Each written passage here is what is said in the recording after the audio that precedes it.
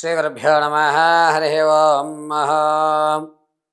చాలామంది వరకు కూడా సంతానం నిలబడకపోవడం, అబార్షన్లు అయ్యి గర్భసంచిలో ఇబ్బందులు కలగడం, వివాహం జరగట్లేదు గురువుగారు, అనేకమైనటువంటి ప్రయత్నాలు చేస్తున్నామని వివాహాలు జరగకపోయినా, అదేవిధంగా కుజదోషం ఉన్న ఇటువంటి వాటన్నిటికీ నివారణయుక్తం సుబ్రహ్మణ్యేశ్వర స్వామి వారి యొక్క షష్ఠీ ఆరాధనలు అని చెప్తారు. అయితే సుబ్రహ్మణ్య షష్ఠి ఎప్పుడు చేసుకోవాలి? ఈ వచ్చేటువంటి 26వ తారీఖున షష్ఠి ప్రకారం నడుస్తోంది. ఈ సుబ్రహ్మణ్య షష్ఠిని ఎవరైతే ఆరాధిస్తారో వారికి అద్భుతమైనటువంటి ఫలితాలు కలుగుతాయి. జన్మానికో శివరాత్రి అన్నట్టుగా ఈ నవంబర్ 26వ తారీఖున జరిగేటువంటి సుబ్రహ్మణ్య షష్ఠి చేస్తే అద్భుతాలు జరిగిపోతాయా అంటే, అద్భుతం జరగడానికి మార్గాలు అయితే ఖచ్చితంగా కనబడతాయి. రేపు 26వ తారీఖున మీ ఇంట్లో ఉన్నటువంటి సుబ్రహ్మణ్య ఫోటో ఒకటి పెట్టుకోండి. ఎర్రటి మందారాలతో పూలమాల వేయండి స్వామివారికి. తర్వాత తెల్ల నువ్వులు, బెల్లము, తేనె రంగరించి ముద్దల కింద చేయండి. ఇవి నైవేద్యంగా పెట్టండి. 26వ తారీఖున ఉదయం నుంచి సాయంత్రం వరకు కూడా ఏమీ భుజించకండి. ఉల్లి, వెల్లుల్లి, అల్లం, ములక్కాడ దూరం పెట్టుకోండి. సాయంత్రం వేళ చక్కగా మీరు టిఫిన్ లాంటిది చేస్తూ ఈ నైవేద్యం పెట్టిన చిమిలీలు ఏవైతే ఉన్నాయో వాటిని స్వీకరించి గ్లాసుడు పాలు తాగి రాత్రి పడుకోండి.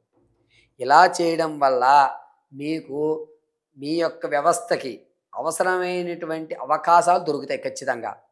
అక్కడి నుంచి ప్రతి నెల కూడా, అంటే డిసెంబర్, జనవరి, ఫిబ్రవరి, మార్చి ఈ 4 నెలల వరకు ప్రతి నెలలో షష్ఠి, ప్రతి నెలలో కూడా 2 షష్ఠి వస్తాయి. పౌర్ణమికి ముందు ఒకటి, అమావాస్య ముందు ఒకటి షష్ఠి. ఈ షష్ఠి తిథి రోజు ఈ 26వ తారీఖు ఏ విధంగా అయితే చేస్తున్నారో అదే విధంగా చేయండి. ఖచ్చితంగా చెప్తున్నాను, 4 నెలల తర్వాత మీరు అనుకున్నటువంటి పనులన్నీ పూర్తయిపోతాయి.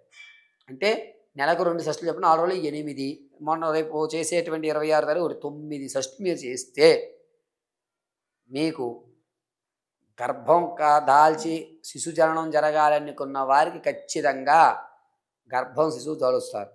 వివాహం వారికి మంచి అవకాశం 4వ షష్ఠి నుంచి మీకు పూర్తవుతుంది. అదేవిధంగా ఎవరికైతే సంతానం లేక మగవారిలో కూడా కొంతమందికి స్పెర్మ్ కౌంట్లు తగ్గుతున్నాయి, ఇటువంటి వారు కూడా ఈ షష్ఠులు చేయవచ్చు. సుబ్రహ్మణ్య స్వామి షష్ఠి ఆరాధన చేయడం, సుబ్రహ్మణ్యేశ్వర స్వామి వారిని ఆరాధన చేయడం మన యొక్క వంశాన్ని నిలబెట్టేస్తుంది. కాబట్టి ఖచ్చితంగా మీరు షష్ఠులు అనేటువంటివి చేయడం వల్ల ఎల్లవేళలా సుబ్రహ్మణ్య స్వామి కటాక్షం కలుగుతుంది. అంతేకాకుండా తెలుసో తెలియకో మనం వెళ్తున్నప్పుడు ఈ వెహికల్స్ కింద కొన్ని పాములు వెళ్తూ మరణిస్తూ ఉంటాయి. అటువంటి దోషం ఉన్న, సర్పదోషం ఉన్న, రాహుకేతు దోషం ఉన్న, కుజదోషం ఉన్న వీటన్నిటికీ కూడా సుబ్రహ్మణ్య స్వామి వారి పాదాలు మాత్రమే మనకు శరణు.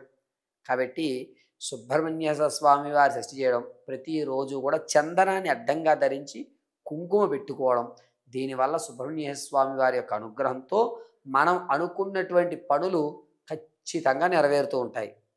అయితే శనివారము, మంగళవారం రోజు నువ్వులతో చేసిన ఏ పదార్థం మనం చేత్తో ఇవ్వకూడదు.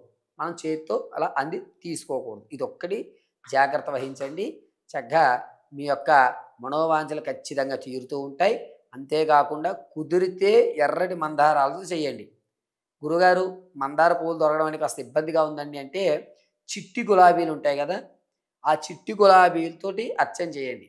నిత్యము కూడా తత్పురుషాయ విద్మహే మహాసేనాయ ధీమహి తన్నో షణ్ముఖ ప్రచోదయాతు ఇది చెప్పుకోండి.